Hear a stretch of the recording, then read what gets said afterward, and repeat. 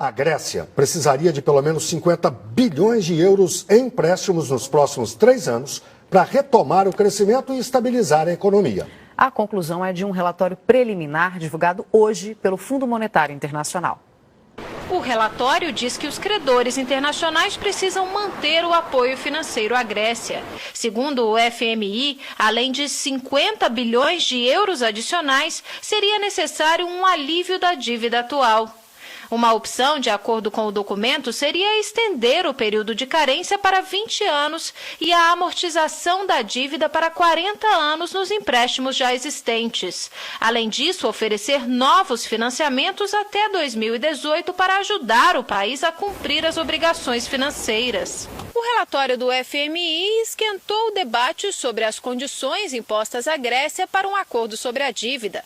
O ministro das Finanças grego, Yannis Varoufakis, prometeu hoje entregar o cargo se a população aceitar as exigências dos credores no plebiscito de domingo. Ele acha que, se houver pressão suficiente, é possível vencer a resistência de alguns líderes e negociar o alívio da dívida. A Grécia gasta mais do que arrecada desde antes de entrar na zona do euro. Com a adoção da moeda comum, os gastos públicos cresceram ainda mais. Muito dinheiro saía e pouco entrava, já que a evasão fiscal é comum no país. Com a crise econômica mundial em 2008, os investidores desapareceram e a situação se agravou. Dirigentes gregos foram acusados de maquiar os dados sobre a real situação do país. A turbulência financeira acendeu a luz vermelha na União Europeia.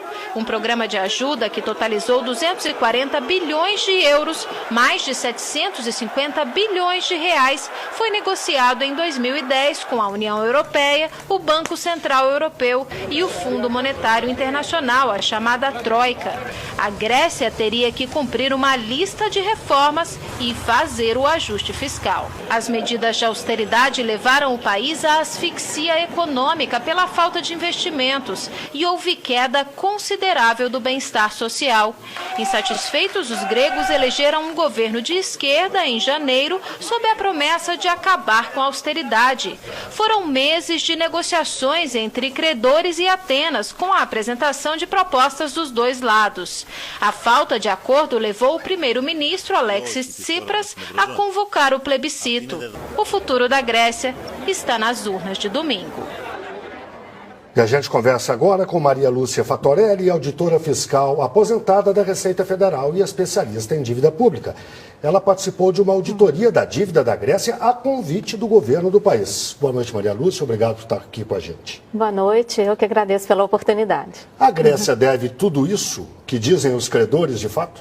Não. Essa não é a conclusão a que nós chegamos, né, a equipe que participou dessa auditoria convocada pelo Parlamento grego. Entregamos o nosso relatório no último dia 17, agora, e 18 de junho. A conclusão que nós chegamos é que a Grécia, de 2010 para cá, não recebeu recursos. Ela recebeu papéis que vieram de uma empresa privada, localizada em Luxemburgo, da qual os países europeus são sócios. Essa empresa foi criada no auge da crise financeira em 2010 para salvar os bancos privados em crise, e ela faz uma espécie de reciclagem, tirando esses papéis podres que estavam abarrotando o balanço dos bancos privados, papéis desmaterializados, não comercializáveis. É uma fraude isso. Olha, é um escândalo. E essa empresa foi criada no mesmo dia em que foi endereçado o pacote de salvamento, entre aspas, para a Grécia. Agora, então, Lúcia, o país está sendo praticamente utilizado, não é? Para encobrir esse grande escândalo que coloca em risco não somente a economia da Grécia, de todos os países que são garantidores desse esquema. Agora, por que a gente escuta que a Grécia deu calote como se fosse a Grécia culpada de tudo isso na imprensa internacional, na imprensa brasileira? Sim. Qual é o problema? Então, nesse pacote que foi endereçado à Grécia em maio de 2010 e que está encobrindo todo esse salvamento bancário, de fato foram feitas operações como se fossem empréstimos. Só que esses empréstimos, só mesmo uma auditoria, como foi feita lá, para revelar que não são empréstimos em dinheiro, são empréstimos em papéis. Que não ajudaram em nada o país. Que não ajudaram, pelo contrário. De 2010 para cá, a economia grega encolheu mais de 30%. Os salários sofreram reduções, as pensões dos aposentados foram reduzidas em mais de 50%. O desemprego atinge principalmente os jovens, mais de 60% dos jovens estão desempregados. Enfim, é uma tragédia, uma verdadeira tragédia. E o FMI, só para responder a sua pergunta, claro. O FMI, como desde a década de 80 nós já conhecemos aqui na América Latina, ele vem em socorro, na verdade, dos bancos privados. E o empréstimo ponte que o FMI fez foi para garantir o pagamento dos juros que incidem sobre esses empréstimos de papel. Porque imagina, a Grécia não recebe dinheiro, recebe papéis, mas os juros que ela tem que pagar, os custos, os encargos desses empréstimos são exorbitantes e são em moeda corrente. Então, o FMI vem emprestar exatamente para que o país tenha como reembolsar em moeda corrente o que recebeu de papel. O que ele recebeu de papel. Ou seja, esse dinheiro, no fim das contas, vai parar no bolso dos banqueiros. Volta. A Grécia que está ajudando os banqueiros, no final das contas. Exatamente. Agora, participa dessa nossa conversa lá, desde o Rio de Janeiro, o cientista político Emir Sader. Boa noite, Emir. Boa noite. Boa noite, Maria Lúcia. Parabéns pelo trabalho que vocês fizeram lá. Eu acho que é notável. Obrigada. Coloca a nu os mecanismos reais da exploração financeira especulativa dos países com a Grécia de maneira mais aguda. Nessa empurra-empurra das negociações, qual foi o que mudou no que é oferecido pela Troika para a Grécia? Olha, a Troika, acho que a gente podia só dizer o que é exatamente. A Troika é o nome dado, não é? A tríade, né? O conjunto de 3 organizações que passaram a exercer toda essa pressão sobre a Grécia de 2010 para cá. Ela é conformada pelo FMI, Banco Central Europeu e Comissão Europeia, a Comissão dos Países Europeus, né? A Troika, na verdade, ela assumiu a posição de defesa dos bancos privados, não é? Ela age conjuntamente, por exemplo, todo esse pacote endereçado para a Grécia, não foi uma iniciativa grega, nenhum desses acordos, nenhum desses contratos foi realizado por uma iniciativa da Grécia ou em atendimento a uma necessidade da Grécia. Eles foram conformados por essa Troika. Foi a Troika que redigiu esses contratos. E para descobrir esses mecanismos, não foi fácil. Foi um trabalho muito árduo dessa comissão, né, de auditoria, que eu tive a honra de participar, porque são cerca de 700 páginas, escritas de uma forma praticamente inteligível, não é?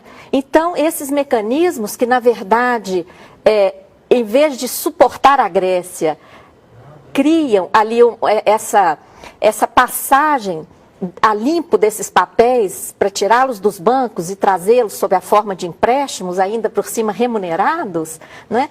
Não foi fácil descobrir isso. E diante dessa auditoria feita, o que é que se pode fazer? É possível reverter essa dívida que pode ser chamada de irreal?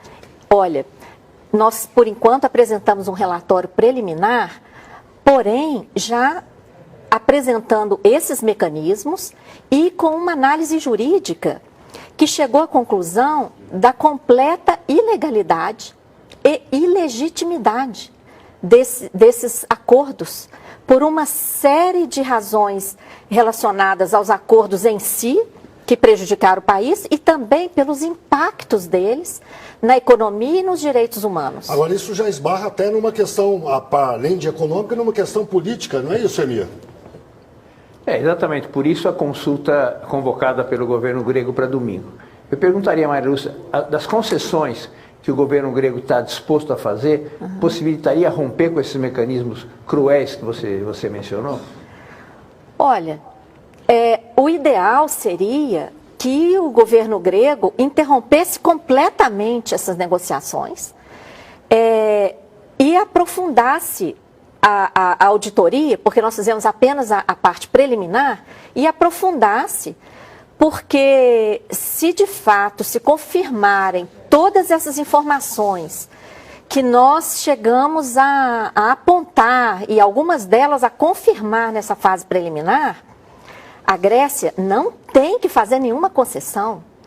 E a Grécia não tem que assumir grande parte desses empréstimos de 2010 para cá, né, que promoveram essa reciclagem e provocaram todo esse dano à economia do país e à sociedade grega. Eu queria insistir numa pergunta que eu fiz antes. Por que a mídia brasileira e internacional trata a Grécia como bandida e caloteira nesse caso?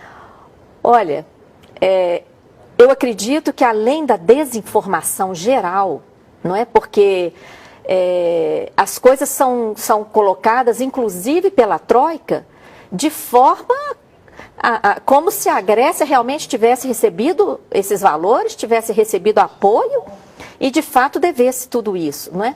Então, há uma grande desinformação. E, além disso, há o financiamento por parte dos bancos privados que estão recebendo de fato toda essa ajuda, não é? Desde 2008, eles suportam grande parte da mídia mundial. Então, esse setor financeiro que de fato está sendo beneficiado com essa situação, ele financia a grande mídia, não é? Que pena. E aí nós dificilmente teremos espaço, né, para colocar esses temas de fato, né, denunciar que os bancos estavam quebrados, que o volume, a bolha, que ninguém explica que bolha é essa, era o volume imenso de papéis fora de balanço que eles estão transferindo para os países. Que pena que tantas informações interessantes tenham que ser interrompidas agora, porque o nosso jornal tem que continuar com outras notícias que precisam ser dadas também. Claro. Mas esse é um assunto que o Repórter Brasil, de forma alguma, vai abandonar, porque eu acho que é muito interessante e é esclarecedor para a sociedade brasileira. Eu quero te agradecer muito pela presença, agradecer ao Emir pela participação, e nós vamos voltar ao assunto com certeza. Obrigado, Maria Lúcia. Eu que agradeço. Boa noite. Obrigado, Emir.